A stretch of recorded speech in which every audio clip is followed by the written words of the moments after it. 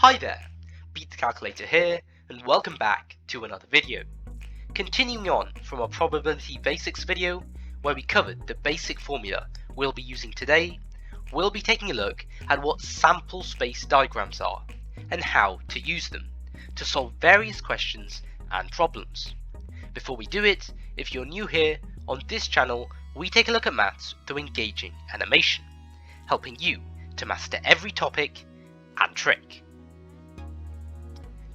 Let's crack the basics. Simply, a sample space diagram shows all the possible outcomes of an event. Usually, it works best if two activities are going on. Here's an example to make more sense of this. Let's say we have two spinners, each labelled 1, 2 and 3, like so. When we spin them, we add the scores together to get a total. Find the probability of spinning a total of 4. Well, first, to work out all the possible outcomes, let's use a sample space diagram. To draw one, just like a grid, in the top corner write an add symbol, to show we're adding the scores together. Along the top, write all the scores from one spinner, and down the bottom, write all the scores from the other spinner. Now, fill the grid up. 1 plus 1 is 2, so write 2 in this box. 2 plus 1 is 3, so write 3. Now 4. Repeat this for all the boxes. We've now listed out all the possible totals we can get from the two spinners in red. Highlighted in blue are the scores of 4. To find the probability, divide the number of ways to get 4 by the 9 possible outcomes.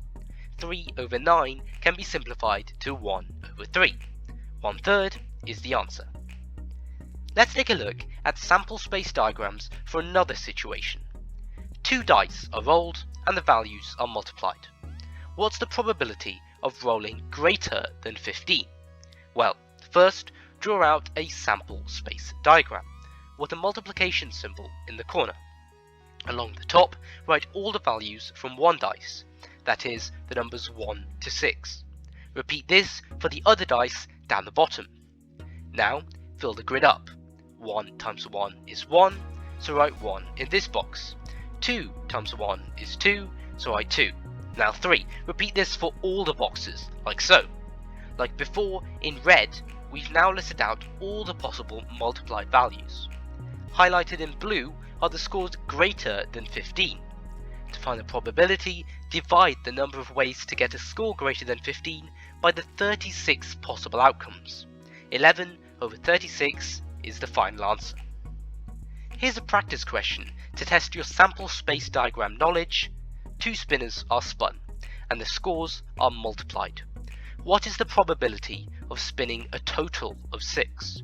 We think 30 seconds should be enough to solve this. Have a go, and feel free to pause it if you need to.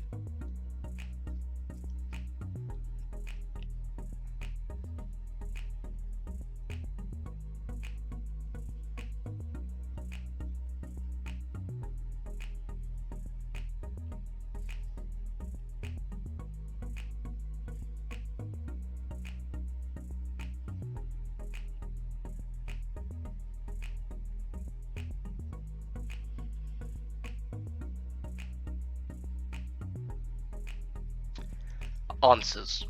Drawing up a multiplication sample space diagram with 1, 2 and 3 along the top and down the bottom, we get 9 possible values and 2 ways to spin a total of 6. So 2 over 9 is the final answer. Well done! Be sure to like this video, share it with your friends and subscribe to Beat the Calculator. Thanks for watching and see you next week.